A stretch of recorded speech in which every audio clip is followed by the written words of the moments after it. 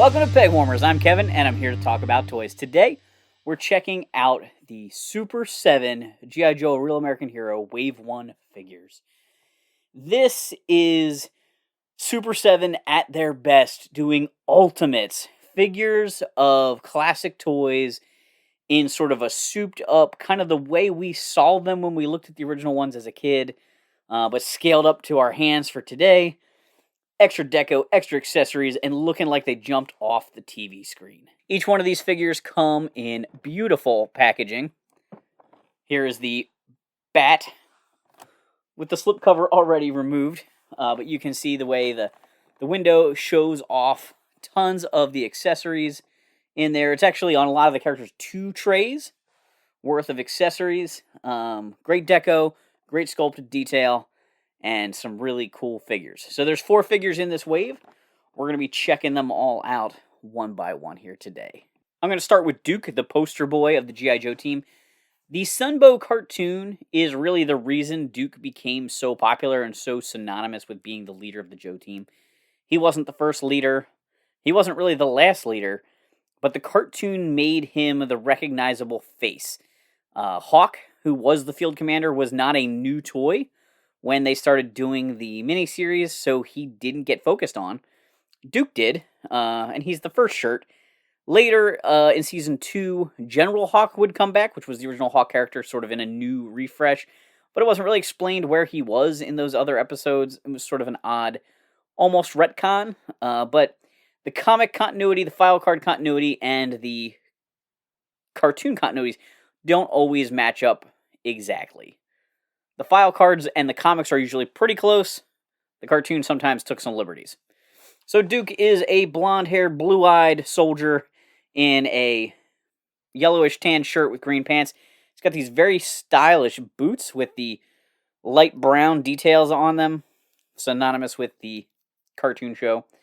He's got his bandolier across his chest and his little airborne wings on his lapel. And, you know, he looks a fair amount like his vintage figure, with just some of the details tweaked just a little bit to look like that Duke figure. I can hear Michael Bell's voice in my head just looking at this figure. It looks just like the cartoon. Duke actually comes with a choice of 3 heads. He has the standard head, which is just sort of a Duke neutral face. He's got a yelling Yo Joe face, which has been sort of a common thing lately. They did it in the 25th anniversary, and then that got reissued with the retro series. The yelling Duke face is kind of popular. Yo Joe! Not a terrible head to put on him if you want to pose him with one arm in the air, you know, doing the opening sequence thing. The other head that he has is a little bit more episode specific. He's got a headset. This is for flying the Sky Striker, I believe. It's got a little mouthpiece and a little earpiece. These are the heads that I don't really care that much about the Super 7 packs in. It's so episode specific and so scene specific, and I'm never going to put this Duke in a Sky Striker, so I don't really need this head. Not that I'm complaining, but there's a little bit of this, like, the price is really high, but we have a lot of accessories thing going on. The accessories justify the price, but couldn't the price be $5 cheaper if you scrapped a bunch of the extra accessories? I don't know. And most of the accessories I really love, so don't get me wrong there either. Duke basically comes with 2 whole sets of accessories. He has accessories to dress him up like the Duke action figure, and accessories that kind of match his appearances in the cartoon show. So Duke has a backpack. It's got the bedroll and the little entrenching tool on the back, the little mini shovel. It has straps, and that's a very unique thing. GI Joe backpacks traditionally do not have straps. They just have the peg. You plug them on the guy. You don't worry about the straps. In the cartoon show, I guess they drew straps on guys a lot, but they rarely wore backpacks in the cartoon. Bazooka might be one of the few guys that did. I mean, a lot of times guys just didn't have backpacks. They just sort of had gear when they needed it, but out of thin air. This is kind of cool. I do worry that these straps could break or stretch over the years trying to put it on. It's a little tricky. You got to kind of slide it over one arm and then bend the one arm behind his back and slip it in. It's not a bad concept, not a bad way of handling it, but the backpack looks pretty good. So that is based on Duke's original figure.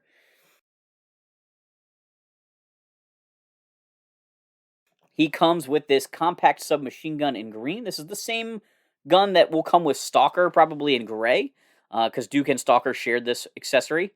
Great looking accessory if you want to go with that toy look. He's got binoculars. Hard to get them to hang around his neck. Hard to get him to pose looking through them, but that's kind of true of the original Duke action figure. They do work.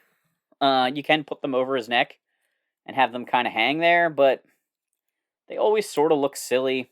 You know, they can't really lay flat. I did try displaying it over his arm at one point. That kind of works best for me. And he's got a helmet, of course. The helmet, I do worry a little bit about scuffing the paint on his head. It's made out of a slightly soft plastic. It looks pretty much like a traditional Joe helmet, which is what Duke came with. Duke and Roadblock and Rock and Roll and all those guys all had that same kind of helmet. So it does fit on there. I don't know if he ever really wore it much in the cartoon. Maybe once or twice while driving a motorcycle or something, it may have appeared on him. But that, whoops, gone. Pretty unusual for him to wear. But that gives him his toy look. To go more cartoon, he's got the classic GI Joe cartoon laser rifle here, which is really a model sheet drawn based on Snow Job's weapon. But this was the standard Joe Team laser in the cartoon. It looks great. I think we'll get quite a few of those in this line. In fact, there seems to be a weapons pack coming out. If you are kind of all in on the newest wave on Super7.com, if you order from them, you get an accessory pack. I think it includes one of these weapons as well. Duke comes with a series of hands. I currently have him with a trigger finger and a fist, making him so he can hold his gun and do Yo-Jo at the same time. But he does have some other options. There is a single karate hand. He has a pointing finger. He has some other accessory holding hands. I think one of them is designed to hold his final accessory, which is a little radio. Perhaps some of these work for holding the binoculars too. I didn't really try that out too much. But he does come with a nice little radio there. It has some little details on it. It's a radio or a timer or whatever you want it to be. I'm sure it's episode specific. I just, off the top of my head, don't know which episode it's from. With Duke being the poster boy for the cartoon show, I think this one's hard to pass up if you are interested in collecting Sunbow-inspired action figures for G.I. Joe. It's kind of like how I always wanted a Filmation He-Man as a kid. I always really wanted a Sunbow Duke as a kid. Next up, we've got Snake Eyes and Timber, and this is the cartoon version of his version 1 outfit. So this came from the miniseries. I've mentioned that Hawk didn't really get used in the miniseries.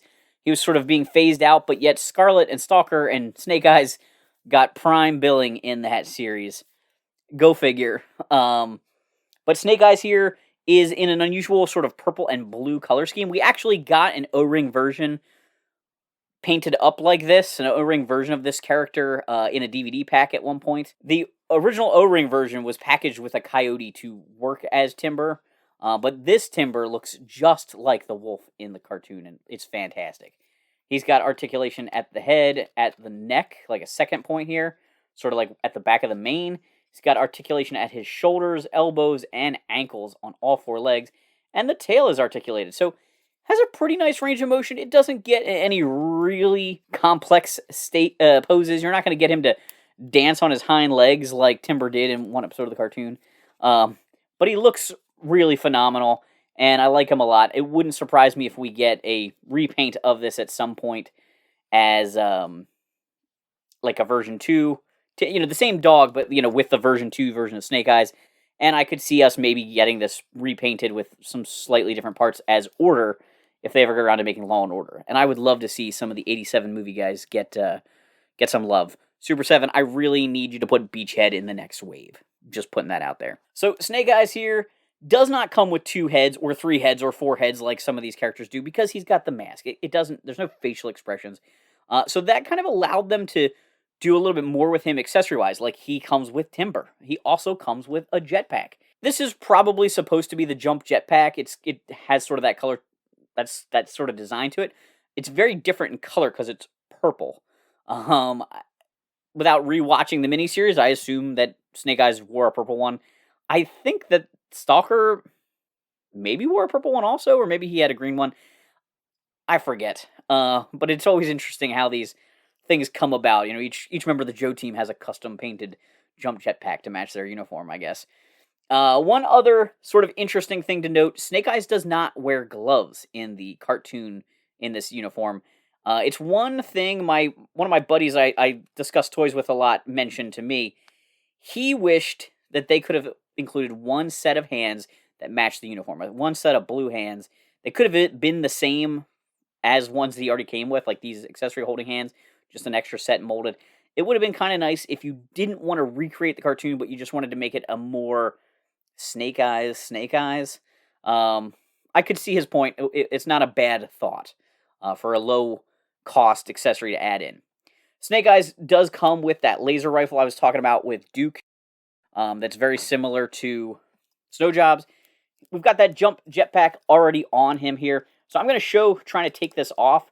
Basically, I pull one arm back and bend the elbow, so it's almost like he's pulling something out of the back of his waistband. Bring it down. He has little pouches on his arms. You want to be careful not to get the straps caught on that. Then I kind of pull the other arm back to get a little bit of slack going. It's not super easy, but it's not impossible. Like, I'm not worried about breaking it, at least not currently. I don't know if those straps will get brittle later, but it's kind of cool. It's fun that you could put that on anybody. It's also kind of nice that the back sculpt aren't marked up with having holes there. You know, my one wrist on Snake Eyes is really, really loose. I'm going to try switching that hand out and see if that makes it any better. I mean, that's an accessory holding hand, so it's a hand that I do like. Nah, that one's loose too. So I think it's the socket on the arm, not the hand. It's not terrible. This hand, I think, is molded to hold his little radio device. It looks very similar to the radio that Duke came with, perhaps, from the same episode.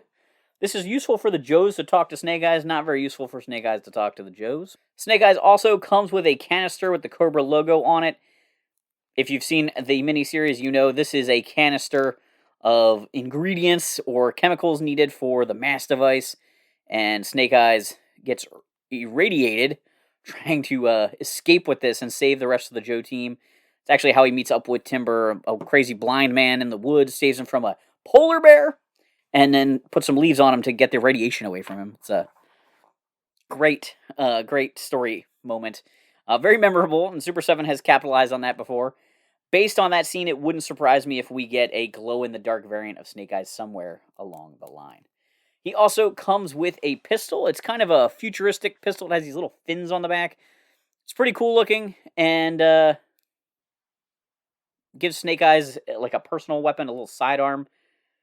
You know, this is the commando Snake Eyes, so before he has swords and things like that, or his signature Uzi, although the original figure did have an Uzi, so they did not attempt to package this one with his sort of toy accessories.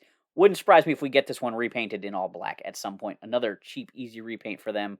We'll see. Super 7 loves the repaints, and I don't blame them. Tooling for toys is expensive. Is Snake Eyes a must-have? I actually think he's not too hard of a figure to pass on. You know that they're going to repaint this most likely in black at some point. Also, we're probably going to get a version 2 Snake Eyes at some point, and version 2 Snake Eyes is pretty darn cool. He's not the favorite in everyone's book, but a lot of people put version 2 over version 1. And since this is the goofy cartoon navy blue with purple straps, I could see people passing on him from this wave if they're looking at the long game. If you're just looking at getting popular characters as they come out, you got to get Snake Eyes. Here we are with the Cobra BAT. I believe my favorite figure from this wave. Phenomenal. Now, I did previously take a look at the comic variant of this. There was a convention exclusive, maybe SDCC over the summer. I think I only reviewed that on Patreon, though, at the time. Shout out to the guys on Patreon that help support this channel financially. It's a big help. I couldn't do the show without them. They bought this mic that improved the quality of the show when people were upset with the sound quality after we moved out of the studio. The Bat. One of my favorite G.I. Joes of all time. You know, figures from the line. It's one of those 86 Joes, which I just love. And this figure just turned out so good. He's fantastic. So again, like I mentioned, a lot of these figures come equipped with equipment accessories to make them look like they're vintage figures, as well as cartoon accessories. And that's kind of the case here. The bats didn't often have their backpacks and didn't often change like hand accessories in the cartoon. This figure comes with all that, as well as a standard like laser weapon and some battle damaged parts, which are pretty cool. So here's the bat. He's got a little chest plate here with some details inside, kind of replacing the lenticular sticker of the original. He's got the red visor because he's cartoon accurate, not toy accurate, instead of the silver there. I like the red. I always thought it was pretty striking. The silver paint on this guy looks fantastic. I really like this super shiny paint that Super 7 uses. And it's helpful because there are a lot of shiny characters in GI Joe and in other toy lines that they produce. He's got his technical doodad here. He's got a holster on his hip with a removable pistol. Not the same pistol that came with Snake Eyes, but a unique one. It's very tiny, but it fits in that holster nicely. His holster is brown, which is more cartoon accurate. The toy had yellow, like all of its other web gear. I love those signature bat boots. I wonder if they'll ever get around to using these on anything else. Like, once we get an 86 Viper, would they do some sort of con variant? You know, will we someday get a variant, one of those later Joe vs. Cobra versions of the Viper that uses the bat feet? Because that was a weird switch they did. They lost the Viper feet somewhere along the line, and then the late releases in the 2000s always had bat feet instead of Viper feet, which is kind of silly. His hands have these great, like, big bolts on them, and he's got the silver plating for his forearms, which looks super cool. I just really like it. The strap with the grenades, and here you can see the backpack. This backpack is different. Now, the Joes had straps. The Bat's backpack actually pegs into his shoulders and clips on there, so it's a little bit different. You can see there it does hold 3 attachments. He's got the flamethrower, the laser, and the pincher hand, I guess you would call it. The pincher hand is non-articulated, but those can pull out of the backpack and be swapped in for his hands. So let's pull off one of these hands here. Okay, so we can pull an arm off. He comes with several different hands, not the accessory hands, but not the weapon hands, I should say, I guess. But he has a trigger finger hand. He's got closed fist for each one of his hands. And then the current ones, the ones he kind of came out of the package with, are these sort of like zombie reaching out to get you hands that I kind of like. They look like a menace. Like they'll grab onto you and not let go. One of my favorite cartoon moments in the original series, there's an episode where at the end Shipwreck has a bat arm like clamped on him and Lifeline has to try and like cut it off with a hacksaw or whatever. Super memorable moment to me as a kid. I used to always hope to see that episode again. Back when stuff was in syndication, you'd see an episode and you never knew which episode was going to get played. And you would see things more than once, but it would often have to play all the way through again. So it would be a long time before you get to see your favorite episode again. And that moment was just a moment that always stuck with me. And I was sort of hoping if the bats were in the episode, it was that episode. All right, so this bat also has battle damage. So I can yank his head off. His head comes off with the neck. This is different than most Super 7 figures. Most Super 7 figures leave a ball joint there. So I can completely remove this. This sort of allows you to have Scrap Iron building the bats, because there is a scene in one of the miniseries, Arise Spectre Arise, where he's putting the heads on the bats. That allows that, which is cool. There is a battle-damaged head. It's got a chunk of armor missing. It's got a cracked faceplate and this like spark effect stuck in there. I kind of wish the spark effect came out. I'm not super wild about the spark effect, but it seems to be glued in. He also has a chest plate, and there's a hole in there, and he comes with a spark effect that can plug into that, but I'm not totally sure how to take out that chest plate. Oh, I think I figured it out. If I slide his bandolier over, I think there's a little spot here, like a little tab for my fingernail, that I can pull that out. I don't really want to mess with it because it fits in there really nicely right now, but you could plug that in. You could also yank off one of his arms. I'm not exactly sure if it does come off at the elbow, because that's where this hand comes from. There is a hand with some wires. It doesn't look like you could yank this guy off at the right spot to like make him the same battle damage, like this hand fell off of him, which is kind of a shame, I guess. You know, if you just pulled off this hand here, and they gave you a chunk to stick in there, and then this hand with the wires, like, that might work. But okay, it's still a cool accessory. And then in addition, for even more battle damage options, right, we could give him a battle damaged head, we could rip a hand off, we can put a spark in his face plate, in his chest plate, I mean. There's also just a neck that is shooting sparks. So if the head gets cut off, you could fall down. It just looks great.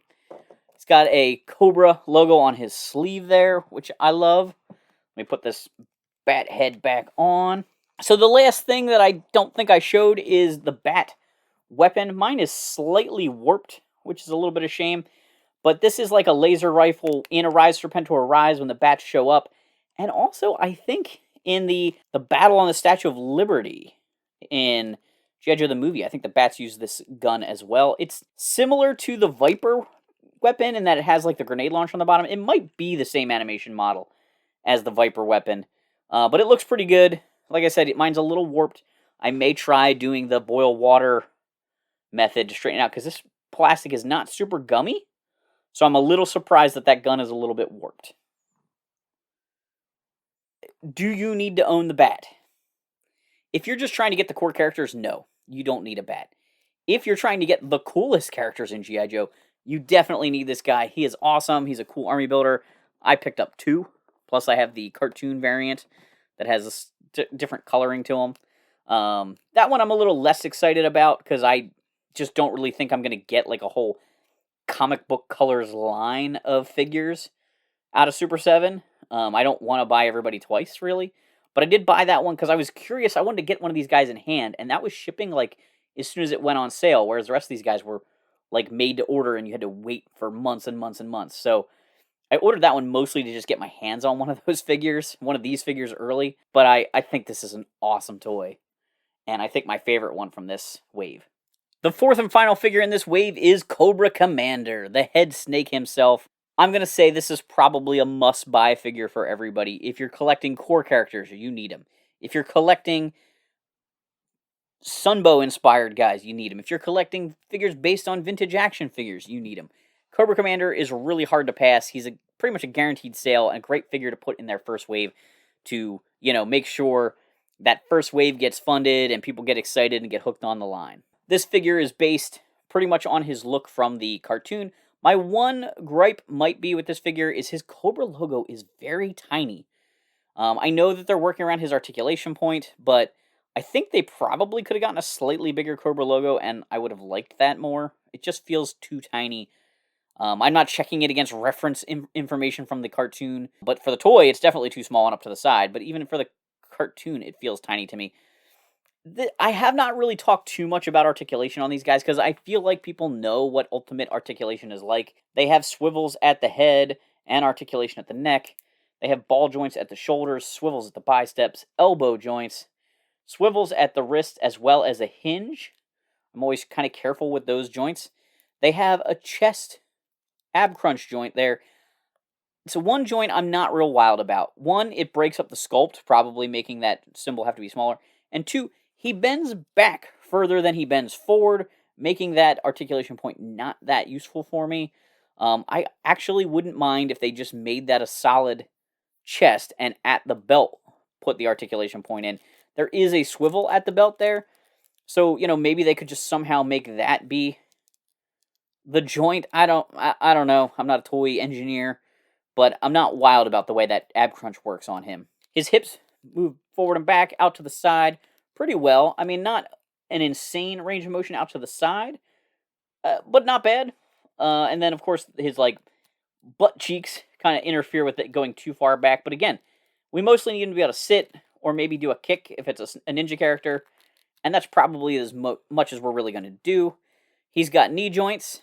These are single knee joints, but that looks good for the sculpt there. And then he has articulation at his ankles. They move back side to side and forward and backwards a little bit.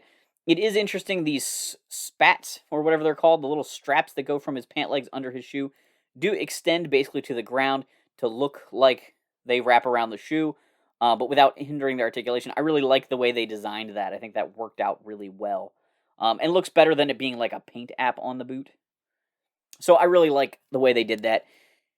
Cobra Commander also has that silver stripe on his helmet, which makes him look like the cartoon. For fans of the original toys, which they kind of catered to a little bit with this wave, like I said, Duke kind of came with all the right accessories to make a vintage figure version. He does come with a head that doesn't have the paint app on it.